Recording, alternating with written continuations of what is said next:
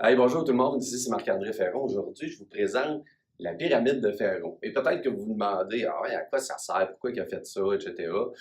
Pour ceux qui veulent savoir le pourquoi que je l'ai mis en place, en fait, c'est vraiment pour faire évoluer les principes de la pyramide de Bird, pyramide de Heinrich, sur laquelle ce qu'on attend, c'est que travailler sur les petits événements va nous aider à prévenir les gros. Ce que j'explique dans le bouquin Retour à la base, en fait, que Heinrich et Bird, ce qu'ils nous disent, c'est que finalement, si on travaille sur les petits événements, on va arriver à prédire la fatalité, la catastrophe, ce qui fait absolument aucun sens quand même que vous avez 600 poussières dans les yeux ou graines de...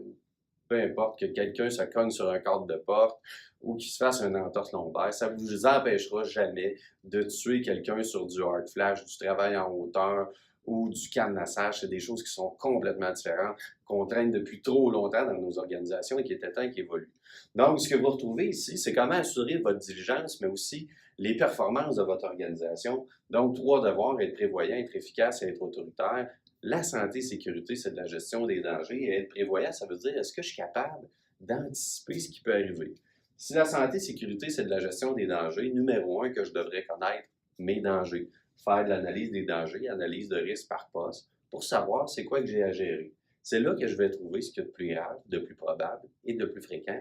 Où est-ce que je peux tuer du monde, blesser du monde gravement, et je vais commencer à gérer mes dangers en ordre de ce qu'il y a de plus grave jusqu'à ce qu'il y a de moins grave. Et après ça, si je vous posais la question, si chez vous, vous aviez le choix entre commencer à travailler sur un risque qui peut amputer un bras ou 45 tendinites, vous répondriez sûrement que vous voulez commencer par travailler où est-ce que vous pouvez amputer quelqu'un. Pourquoi?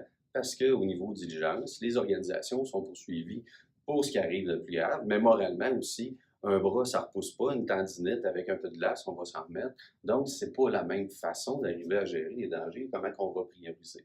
Donc, on commence par ce qu'il y a de plus grave, de plus probable, de plus fréquent, et après ça, on analyse nos tendances. Pourquoi?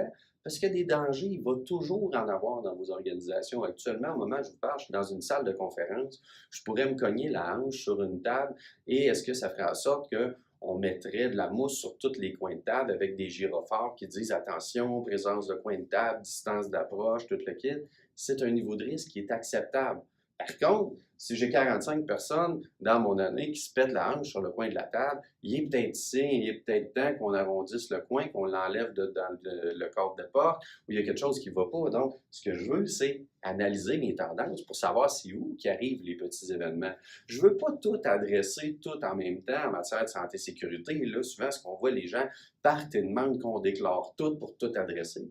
S'ils déclarent tout, ce qu'on veut faire, c'est mettre un indice de risque pour savoir ce qu'il y a de plus grave, de plus probable, de plus fréquent, parce que dans tous les cas, vous n'aurez jamais les moyens, ni financiers, ni humains, d'arriver à tout gérer les dangers. Et après ça, regardez les petits événements, y arrivez-vous, et prendre action pour corriger ces endroits-là. Une fois que vous savez ça, vous devez gérer avec efficacité et respecter les principes de la loi, parce que pour faire diligence, vous devez faire vos devoirs, et vos devoirs, c'est ce qui est défini dans la loi. Et la loi vous demande d'éliminer à source, parce que si vous éliminez à source, vous protégez 100% des gens immédiatement contre les dangers auxquels ils seraient exposés.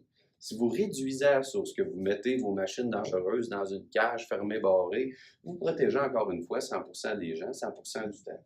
Et après ça, vous devez définir les comportements de l'organisation qui définissent les comportements des individus. Donc, ce que ça veut dire, si vous dites aux gens, cadenasse-toi sécuritairement et qu'il y a 300 employés chez vous, vous avez 300 programmes de cadenassage différents. Par contre, j'espère que ce n'est pas la réalité et que vous avez un seul programme de cadenassage qui définit comment les gens doivent se cadenasser. La même chose avec votre programme d'espace clos, de travail en hauteur, port d'équipement de protection, travail à chaud. Un programme fait pour être appliqué d'une seule façon. Et c'est pour ça aussi qu'on a un devoir d'autorité, parce qu'on est imputable de la sécurité des gens qui travaillent chez nous, sous notre responsabilité. L'article 217 du Code criminel nous rend responsables de prendre les mesures voulues pour assurer la sécurité d'autrui. C'est quoi les mesures voulues? C'est 1, je peux-tu éliminer la source? 2, je peux-tu réduire la source? 3, est-ce que j'ai défini des programmes qui définissent des rôles et responsabilités? Est-ce que j'ai enseigné ces rôles et responsabilités aux gens?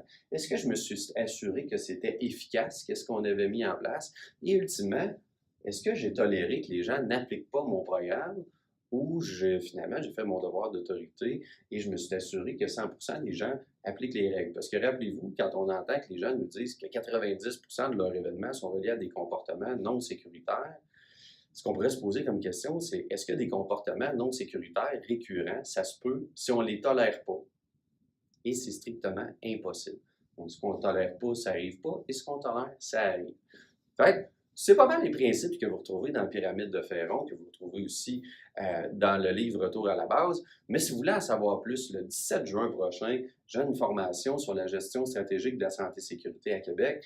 Et on va voir ces notions-là dans une beaucoup plus longue période de temps que 5 minutes.